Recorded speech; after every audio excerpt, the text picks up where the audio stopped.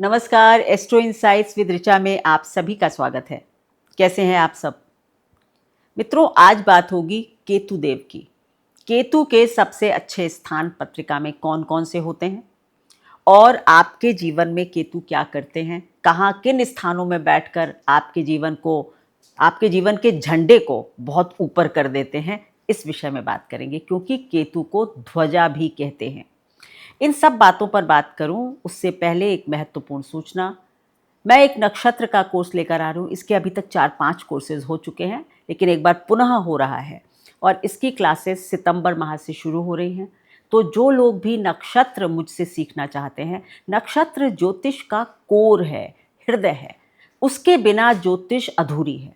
तो अगर आप नक्षत्र के विषय में सीखना चाहते हैं तो रजिस्ट्रेशंस ओपन है, नंबर स्क्रीन पर है, जल्दी से जल्दी कांटेक्ट कीजिए।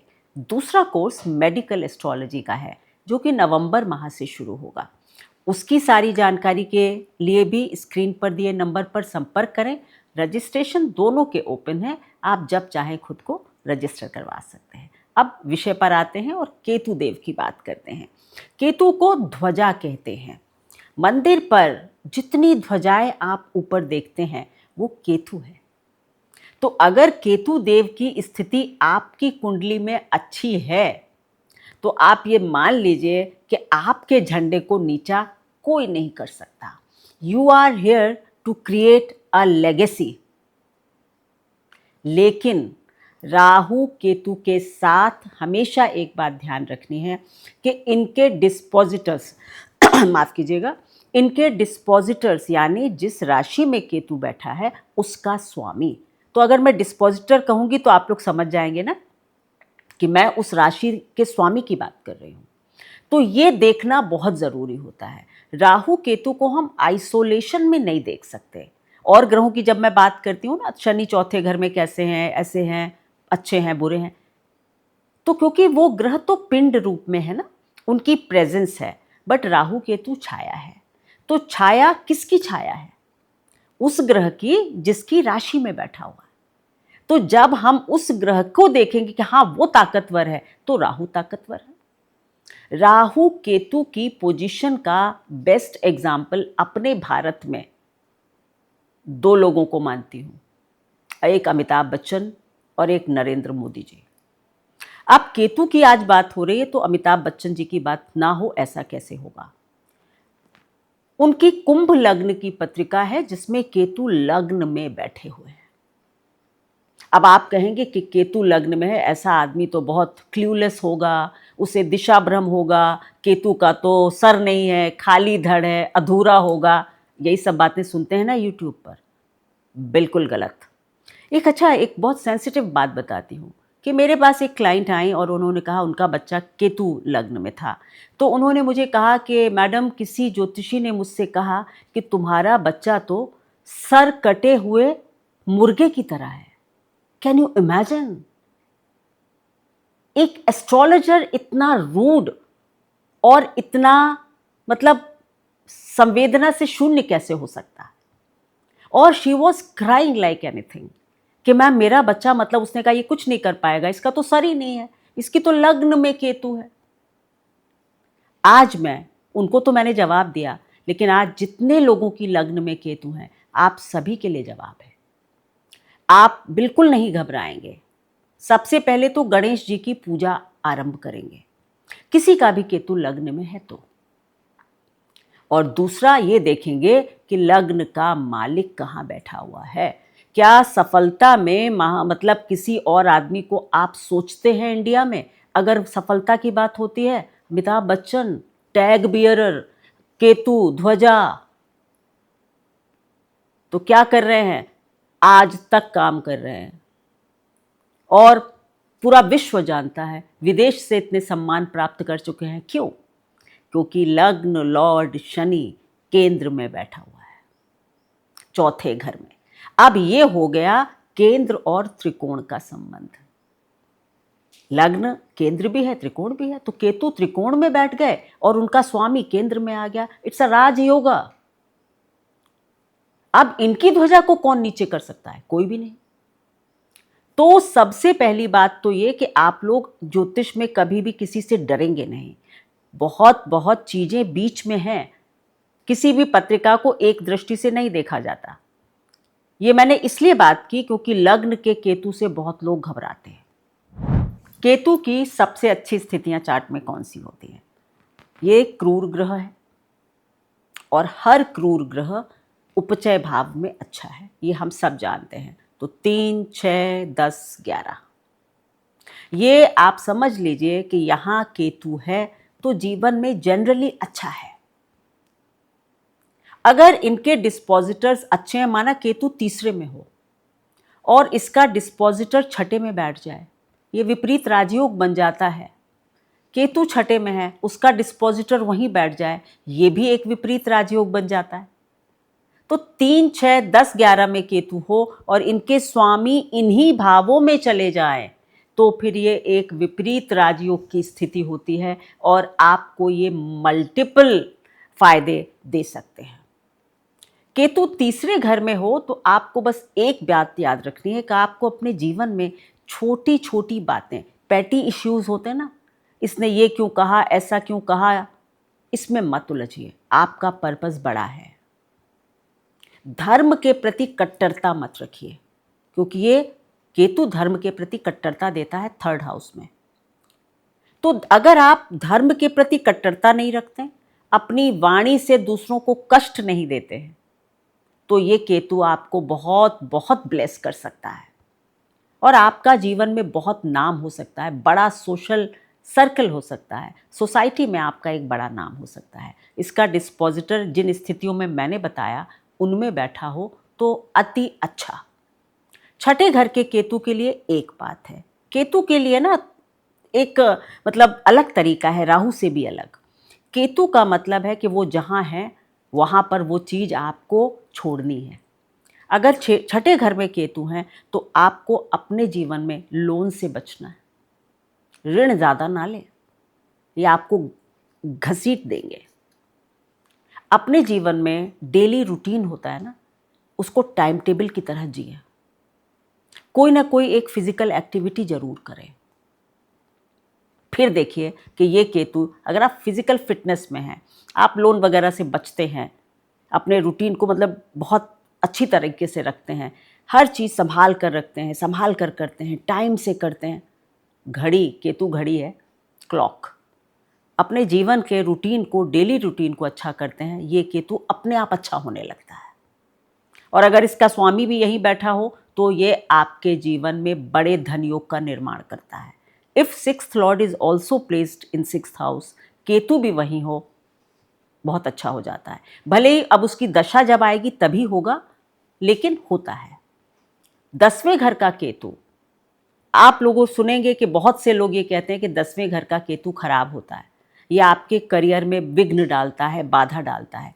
तब जब आप अपने करियर से बहुत एक्सपेक्ट करते हैं। अगर आप ये सोच लेते हैं कि मुझे कुछ नहीं करना, मुझे बस मेहनत करनी है, जो हो वो भगवान की इच्छा, when you let go things, मैंने कहा ना छोड़ना होता है, तो ये केतु बहुत अच्छे रिजल्ट्स देने लगता है। दूसरा, आप लोगों के लिए 9 से 5 वाली नौकरी नहीं बनी है। आप लोग थोड़े से मुक्त दिमाग के हैं, तो सबसे पहली बात ये कि आप कंसल्टेंसी वगैरह का काम करें। ऐसे लोग कुछ बड़ा करना चाहते हैं, ऐसा करना चाहते हैं कि मैं अपने जीवन में ऐसा कुछ कर जाऊं कि मेरी एक लेगेसी हो जाए, नाम हो जाए, ध्वजा, ब्रांडिंग हो जाए। तो स्टार्टअप्स, कंसल्टेंसीज, ये वाले काम आप लोगों के लिए अधिक श्रेष्ठ होते हैं। पर आपको जब कभी भी, if Ketu is in 10th house, आपके जीवन में अगर कभी ऐसी स्थिति आती है कि आपको काम और घर, वर्क एंड होम में किसी को चुनना होता है, तो आप घर को चुनिए।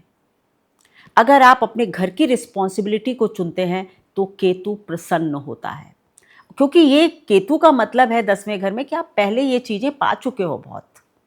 अब इस बार तो कुछ ऐसा करो जो दुनिया का फायदा हो। अपने लिए नहीं करना है मुझे समाज के लिए करना है, कोई बड़ा काम करना है, तो ये केतु बहुत अच्छे फल देता है। अगर केतु 10वें घर में हो तो शनि की स्थिति देखिए, चार्ट में अच्छी होनी चाहिए, और दशमेश भी केंद्र या त्रिकोण में हो तो बहुत अच्छा। 11वें घर का केतु भी यही करता है कि पैसे के बारे में चिंता नहीं करनी है, हर वक्त पैसा पैसा पैसा नहीं करना है, पैसा आपसे दूर होता चला जाएगा। और जब आप ये सोचते हैं कि यार जो है बहुत है, जो हो जाए बढ़िया है, I am good with it, मैं तो अपनी नेटवर्किंग करता हूँ, समाज सेवा के काम करता हूँ, ये सब अच्छे काम करता हूँ, गुड डीड्स करता हूँ, फिर देखिए आपके पास धन कैसा आता है। 11वें घर का मालिक भी वहीं बैठा हो तो भी ये बहुत बड़ा धन का योग बन जाता है, या 11वें घर का मालिक इसको देख रहा हो तो भी बहुत अच्छा योग बन जाता है। और शनि की स्थिति अच्छी होनी चाहिए अगर केतु 10 या 11 में है, और 10 और 11 के मालिक आपकी कुंडली में जो हैं उनको तो अच्छा होना ही चाहिए। So this is best position. अब बात होगी लग्न की, मैंने बात कर दी तो घबराना नहीं है। अब दूसरे घर का केतु, दूसरे घर का केतु, हाँ एक और, अगर छठे घर में केतु है आपका तो आपके ऊपर किसी भी तरह का कोई, कहते हैं ना, पशु का कोई कर्म हो सकता है, आपने किसी जन्म में किसी पशु के साथ कुछ अत्याचार कर दिया हो, तो इस जीवन में डॉग्स, काउज, कैट्स, कोई भी जानवर, 4 लेगेड एनिमल, खास करके डॉग्स, इनके वेलफेयर के लिए काम करें तो भी ये केतु अच्छे परिणाम देने लगता है। सेम विद 10वें घर के केतु में भी आपको यही करना है। 2, 6, 10 में केतु हो तो जानवरों के लिए काम करें, ये पहली रेमेडी है अगर अच्छा ना चल रहा हो तो, और वैसे भी करें। सो दूसरे घर का केतु आपको कहता है कि भाई पैसे के लिए आपसे, एक तो ये कि आप जिसको पैसा दे देंगे ना तो पैसा आपका वापस तो नहीं आएगा, ये सोच कर दीजिए कि ये मेरा कर्जा था, मैंने चुका दिया। क्योंकि अगर आप ये सोचोगे कि पैसा वापस आ गया, मेरा नुकसान क्यों हो गया, आपका हो सकता है वाकई में कर्जा हो और इस जीवन में वो लेकर चला गया। तो या तो आप दें नहीं कर्जा, और अगर दें तो उसे भूल जाए। अपने परिवार के लिए कभी भी ऐसा ना करें कि अगर परिवार में किसी को पैसे की ज़रूरत है तो आप झूठ ना बोलें। आप ये ना कहें कि मेरे पास नहीं है, अगर है तो थोड़ी बहुत मदद अपने कुटुंब की, परिवार की अवश्य कर दें। जानवरों के लिए भोजन का काम आपको करना है। छठे घर में अगर केतु है तो जानवरों की दवाई, कोई एक्सीडेंट में जानवर परेशान है, किसी के चोट लग गई, आप मदद करें। और 10वें घर में है तो उनके शेल्टर के लिए आप काम कर सकते हैं, या किसी भी प्रकार 2, 6, 10 में केतु है तो जानवरों के लिए काम आपको अवश्य करना है, मैंडेटरी है आपके लिए। सो परिवार के लोग भी, आपको लगेगा मुझे बहुत जिम्मेदारियां निभानी पड़ती हैं, मैं इतना करता हूं लेकिन मुझे कोई कुछ वापस नहीं देता है, जो भी करेंगे वो वापस नहीं आएगा। तो बिल्कुल डिटैच होकर अपनी ड्यूटी समझकर जो कर दीजिए उसको भूल जाइए, ठीक है। अब बात होगी चौथे घर के केतु की। चौथे घर के केतु के विषय में भी वही देखना है कि चंद्रमा कैसा है। अगर चंद्रमा बहुत अच्छा है, उच्च का है, तो आपके लिए केतु बुरे नहीं हैं। लेकिन जनरली केतु के लिए एक बात कहूँगी चौथे घर में, कि आप लोग अपने घर को छोड़ेंगे ना जब, या जब आप अपनी माता से अलग होंगे, तभी आपकी उन्नति होगी। ये केतु घर छुड़वाता है। पर आप, केतु का क्या मतलब होता है कि आप जुड़े रहिए अपनी जड़ों से। मतलब you should never forget your मातृभूमि, माता। आप दूर रहे लेकिन आपके दिमाग में हमेशा आपकी माँ रहनी चाहिए, आपका जन्म स्थान रहना चाहिए। कभी कभी आप वहाँ लौट कर जाएं, मिलें जुलें। अपने जन्म स्थान के लिए आपका कर्म पेंडिंग है। आप अमेरिका में बस गए जाके, आप पैदा हुए थे गुजरात में, तो अपने जन्म स्थान पर कुछ चैरिटी के काम कीजिए, कुछ स्कूल खुलवा दीजिए, कुछ हॉस्पिटल खुलवा दीजिए, आपका केतु बहुत अच्छा हो जाएगा। माता की सेवा कीजिए। दूर भले ही रहें लेकिन आत्मा माता से जुड़ी होनी चाहिए, उनकी वेलफेयर, उनका वेलफेयर आपके दिमाग में होना चाहिए, तब ये केतु अच्छे फल देता है। अगर यहाँ पर कहीं बृहस्पति के साथ केतु होता है तो ये बहुत अच्छा हो जाता है। केतु की एक बात मैंने देखी है कि अगर देवगुरु बृहस्पति के साथ हो जाए तो ये काफ़ी अच्छा केतु या शुभ केतु हो जाता है, और राहु बुध के साथ अच्छे प्रभाव दे देता है। तो इन दोनों ग्रहों को आइसोलेशन में नहीं, कई सारी कंडीशंस के साथ समझना पड़ता है। तो चौथे घर का केतु आप समझ गए, अकेला होना चाहिए, बृहस्पति से दृष्ट हो तो बहुत अच्छा, बृहस्पति साथ हो तो अच्छा। बाकी अगर और ग्रह इनके साथ बैठते हैं तो फिर एनालिसिस केवल और केवल आइसोलेशन, मतलब फिर आपकी पत्रिका देखकर ही बताया जाएगा। बट अगर अकेला है केतु तो ये सारी चीज़ें आप कर सकते हैं। अब पांचवें घर का केतु, पांचवें घर का केतु आपको इंट्यूशन देता है।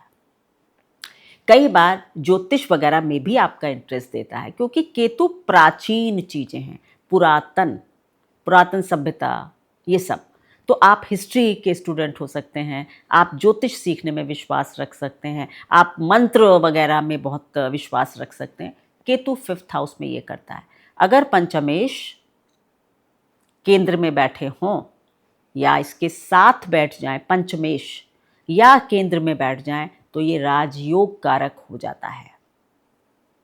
इसी तरह अगर केतु केंद्र में है, त्रिकोण पंचम भाव में है और सूर्य केंद्र में है, तो भी ये बहुत अच्छा योग बन जाता है विद्या के लिए, बुद्धि के लिए, इंट्यूशन के लिए। अब बात होगी केतु सप्तम भाव में। ये कठिन स्थिति है। इसमें एक ही सलाह है कि आप अपने पति या पत्नी को भाई सुधारने का प्रयास ना करें, एज इट इज एक्सेप्ट करिए अपने रिलेशनशिप्स को। वहाँ बहुत सुधार का मतलब है कि परेशानी होगी। अगर केतु सप्तम भाव में है और सप्तमेश 6, 8, 12 में चला गया है तो बहुत मुश्किल है, मतलब विवाह में काफ़ी परेशानियां हो सकती हैं। बट अगर सप्तमेश पंचम में है कुछ है तो फिर अच्छा है, शादी के बाद उन्नति होगी। लेकिन फिर भी आपके लिए एक सलाह है कि मेडिटेशन अवश्य करें दोनों लोग, आप पति और पत्नी जिसके भी चार्ट में है, मेडिटेशन करें, थोड़ा अध्यात्म से जुड़ें, अपनी मैरिड लाइफ में अध्यात्म को लाएं।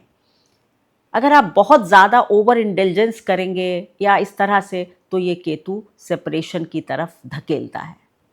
अकेला केतु सेपरेशन नहीं करवाता, बहुत सारे फैक्टर्स होते हैं, बट थोड़ा अध्यात्म लाइए, मेडिटेशन कीजिए, तो ये केतु अच्छे फल प्रदाता हो जाता है। अब बात होगी केतु नवम भाव में। कई लोग इसको भी बहुत बुरी स्थिति कहते हैं। मैं कहती हूँ कि केतु नवम में हो, देवगुरु बृहस्पति लग्न में हो और केतु को देख रहे हो, आप परम ज्ञानी व्यक्ति होंगे। आपको बहुत लोग गुरु जैसा मानेंगे, आपके पास गुरु जैसी ताकत हो जाएगी।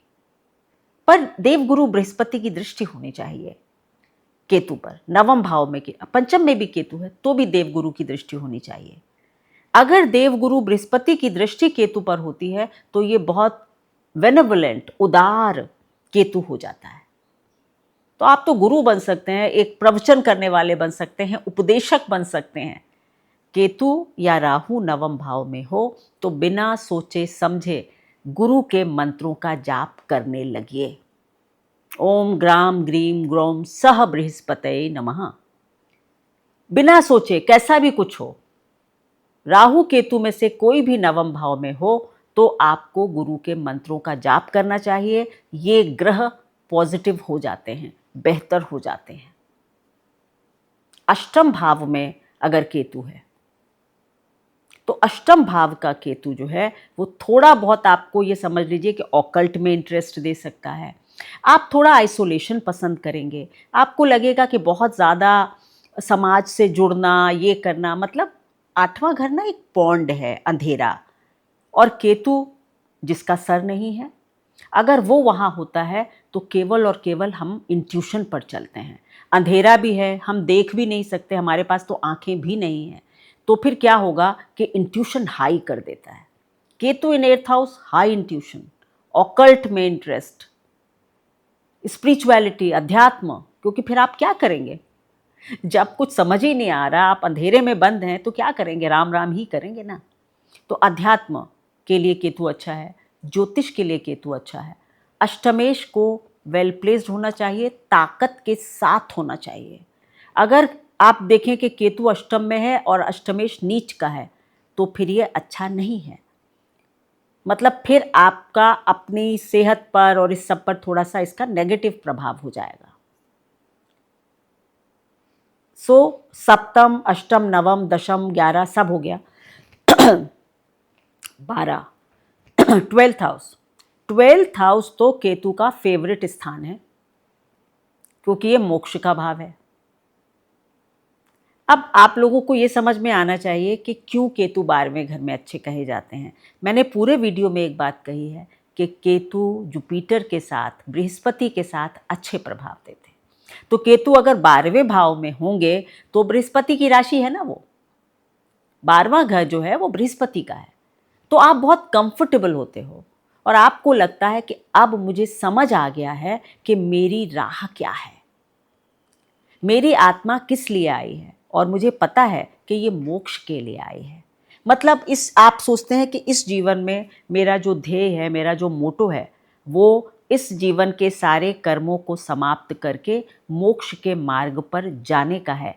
लेकिन केतु का 12वें घर में होना मोक्ष देता है, ये मैं कभी नहीं कहती, क्योंकि मोक्ष के जो कॉम्बिनेशंस होते हैं वो बहुत ही, वो हमें D10 यानी दशमांश से पता चलते हैं।